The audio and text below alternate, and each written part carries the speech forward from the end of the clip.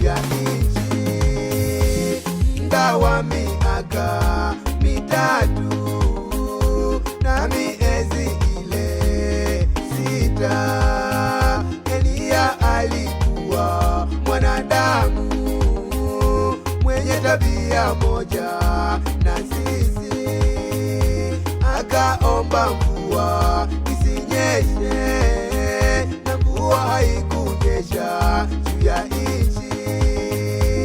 Muda wa miaka mitatu na miezi ile 6.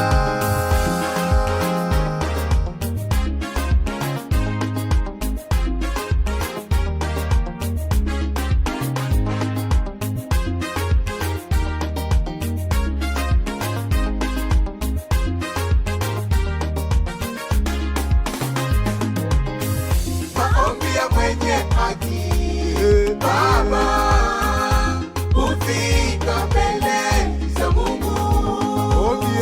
Maombi ya mwenye haki Baba hufika mbele za Mungu.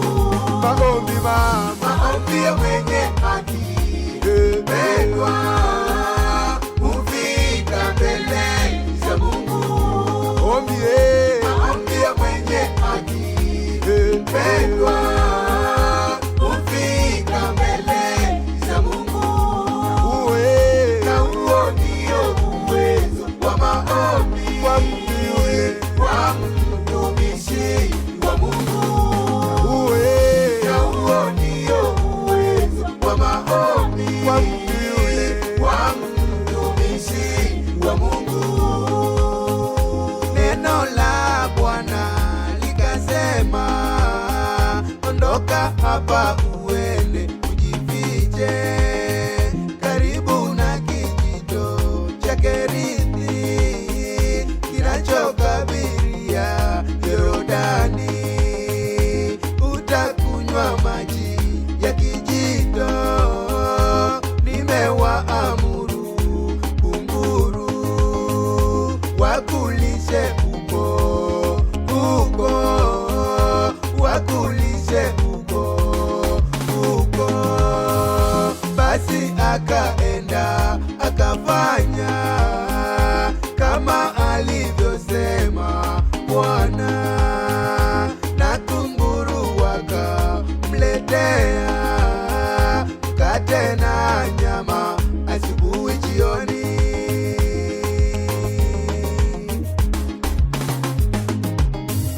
Bwana akasema tena, ondoka uende Sarepta ulio mji wa Sidoni, ukae huko, na nimemwagiza mwanamke mjane akulishe huko.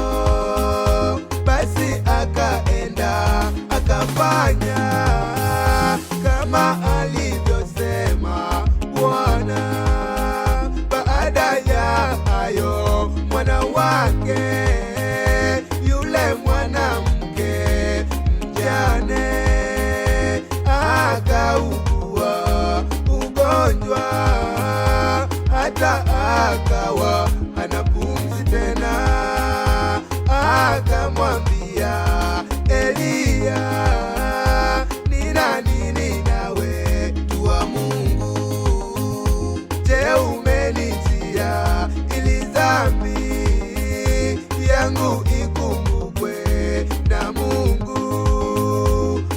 Ukamuua mwanangu,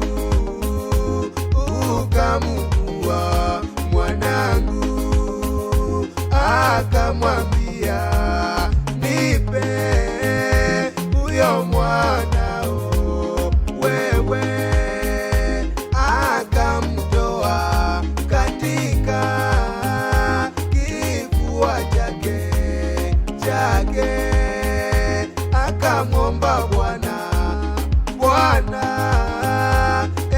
Bwana Mungu wangu, je, umemtenda mabaya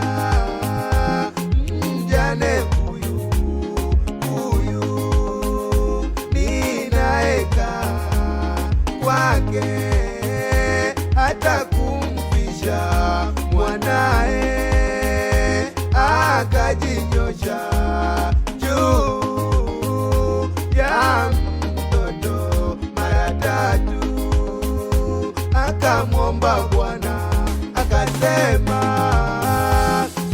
Bwana Mungu wangu, nakusihi roho ya mtoto huyu imurudie ndani yake.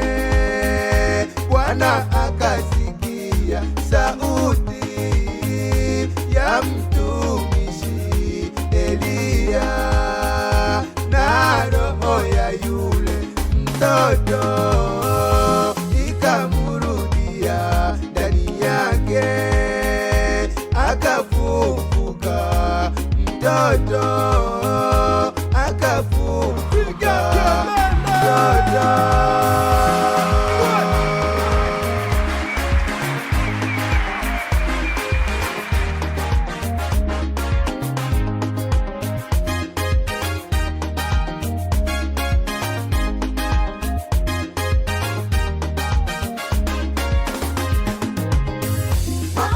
Mwenye haki Baba hufika mbele za Mungu. Maombi ya mwenye haki Baba hufika mbele za Mungu. Maombi ya mwenye haki pendwa hufika mbele za Mungu. Maombi ya mwenye pendwa hufika mbele za Mungu. Na huo ndio uwezo wa maombi wa mtumishi wa Mungu. Na huo ndio uwezo wa maombi